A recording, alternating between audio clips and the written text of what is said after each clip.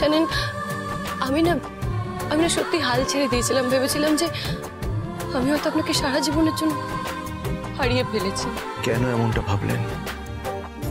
আপনি আমাকে বলতেন না ঈশ্বর যাদের এক করেছে তাদের আলাদা করার ক্ষমতা কারো নেই। তাহলে কে আমাদের আলাদা করবে ডালি? কে? এই যে অনিকেত বাবু, দেখছেন তো আপনার ভাগ্নি নিজের বলা কথাই ভুলে গেছে, আবার আমাকে জিজ্ঞেস করছে আমার সব মনে পড়লো কিনা।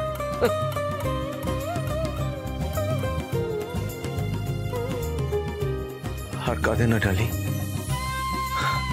দেখুন সবটা তো ঠিক হয়ে গেছে, আমি তো আপনার কাছেই আছি।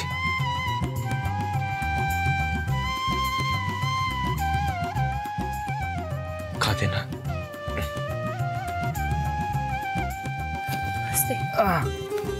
সাবধানে, আস্তে আস্তে ওঠো রক্তিম দাদা। তুমি কিন্তু এখনই বিছানা থেকে উঠে পড়ো না।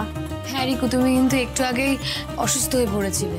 আর আমরা কিন্তু সবাই খুব ভয় পেয়ে গেছিলাম রিকু। তোর আমার জন্য কত কিছু করলি, হ্যাঁ? সবচেয়ে কঠিন সময়, সবচেয়ে যন্ত্রণার সময়টা তোরা সবাই আমার সাথে ছিলিস। এই ঋণ বিশ্বাস করো আমি কোনোদিনও ভুলবো না। এমা ছিছি, তুমি এটা কি বলছো? রক্তিম, আপনজনের কাছে কখনো ঋণ হয় না।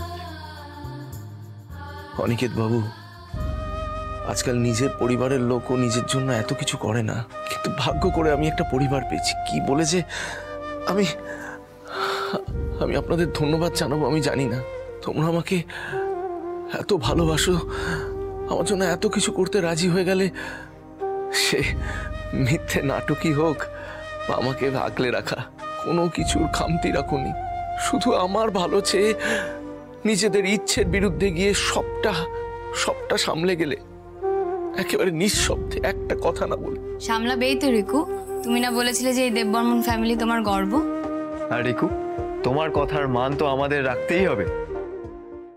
শোনো, আমরা বাকিরা তোমার জন্য হয়তো অনেক কিছু করেছি, কিন্তু সবচেয়ে বেশি কে করেছে জানো? ডালি। ও মুখ বুঝে যা সহ্য করেছে না, কোনো মেয়ে পারবে না, বিশ্বাস করো।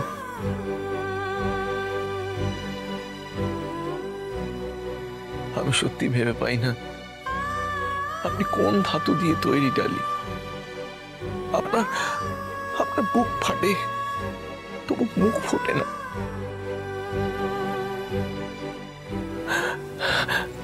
এত ভালোবাসেন আমার যে আমার থেকে দূরে থাকার যন্ত্রণাটাও একেবারে মুখ বুঝে মেনে নিয়েছিলেন। হ্যাঁ,